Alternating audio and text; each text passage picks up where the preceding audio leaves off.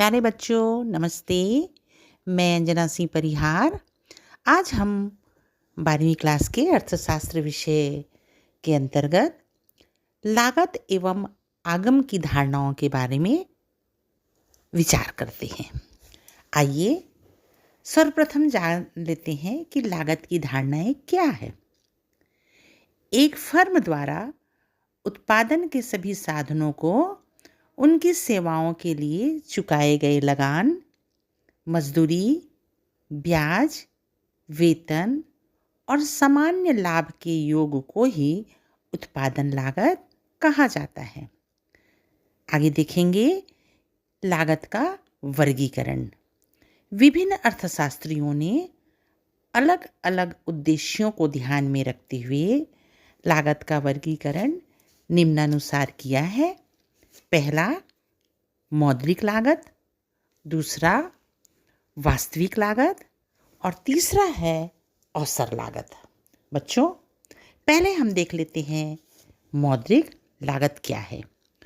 Professor Hansen के अनुसार एक वस्तु की एक निश्चित मात्रा उत्पादित करने की मौद्रिक लागत उत्पादन के विभिन्न साधनों जो कि उस वस्तु के उत्पादन में प्रयोग किए जाते हैं को किए गए भुगतानों का योग होता है।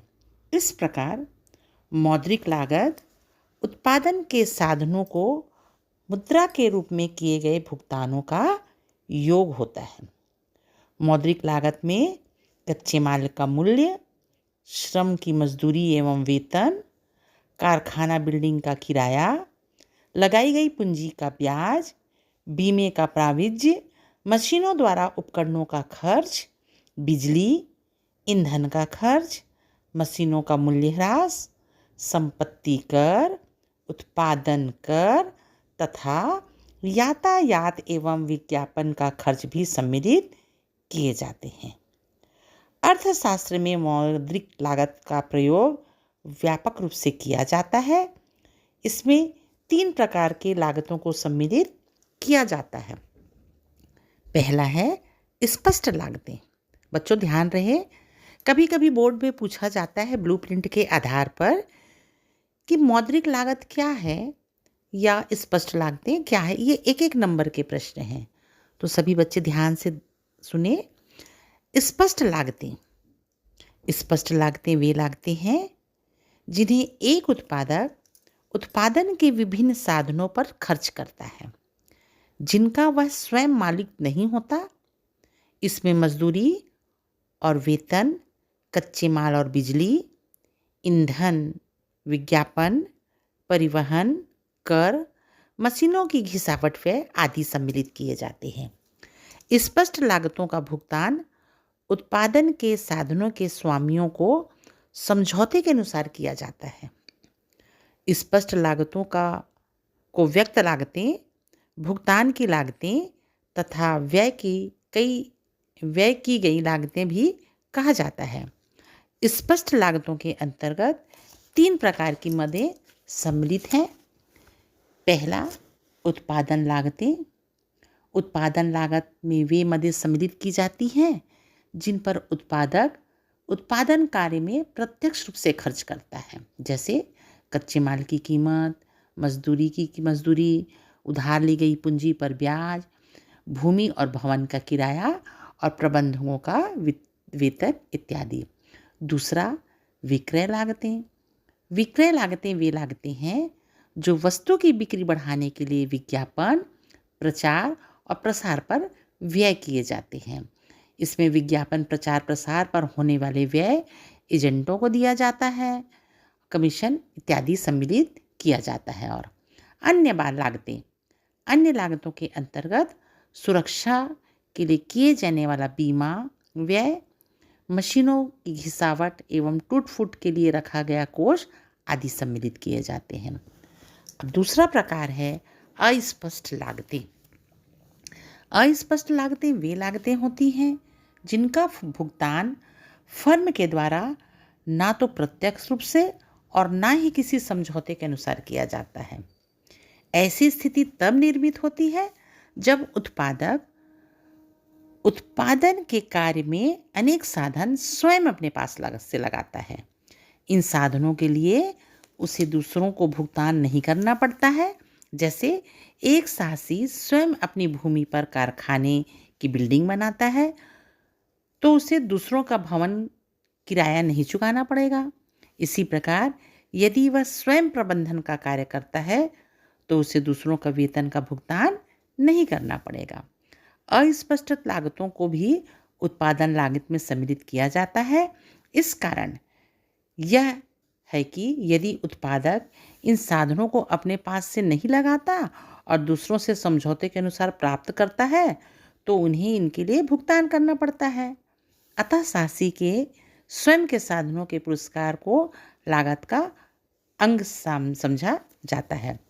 ध्यान रहे, अस्पष्ट लागत के अंतर्गत निम्न बातों को सम्मिलित किया जाता है, जैसे साहसी के द्वारा स्वयं पर किए गए श्रम की मजदूरी, साहसी के द्वारा विनियोजित की गई पूंजी का ब्याज, साहसी ने स्वयं भूमि पर लगाई गई बिल्डिंग का किराया जो लिया है, साहसी के द्वारा प्रबंधक का कार्य स्वयं किए जाने का प्रबंधन का वेतन, मशीनों की घिसावट व टूट फूट पर रखा गया कोष। उसके बाद अब देखेंगे वास्तविक लागत। 9% अर्थशास्त्रियों के अनुसार वास्तविक लागत में स्पष्ट में कष्ट, प्रयत्न और त्याग सम्मिलित होते हैं जो किसी वस्तु के उत्पादन में उठाने पड़ते हैं। किसी वस्तु का उत्पादन करने के लिए श्रमिकों को परिश्रम करने पड़ते हैं, उन्हें कष्ट और त्याग करने पड़ते हैं। पूंजीपतियों को भी पूंजी का संचय करने के लिए अपने वर्तमान उपभोग को स्थगित करना पड़ता है तथा प्रतीक्षा करनी होती है। ये सब कष्ट तथा त्याग वस्तु के उत्पादन में वास्तविक लागत कहलाते हैं। उदाहरण, कुर्सी बनाने के लिए श्रमिकों को जंगलों से लकड़ी काट कर लानी पड़ती है, उसे चीरने, साफ करके कुर्सी बनाने के लिए बढ़ाई को परिश्रम करना पड़ता है। कुर्सी बनाने के कारखाने स्थापित करने के लिए उत्पादक को पूंजी जुटानी पड़ती है। इसके लिए वह अपनी वर्तमान की आवश्यकता का परित्याग कर देता है।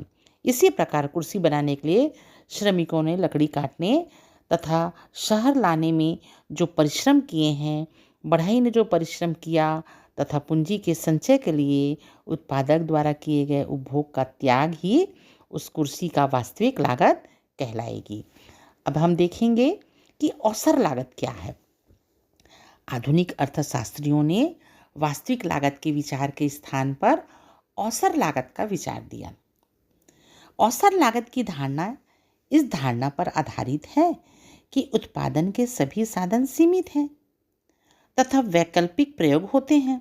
चूँकि साधन सीमित एवं वैकल्पिक प्रयोग होने वाले होते हैं, इसलिए एक उत्पादक को इस बात का चुनाव करना पड़ता है कि वह वस्तु के साधन विशेष का प्रयोग किस वस्तु के उत्पादन में करे।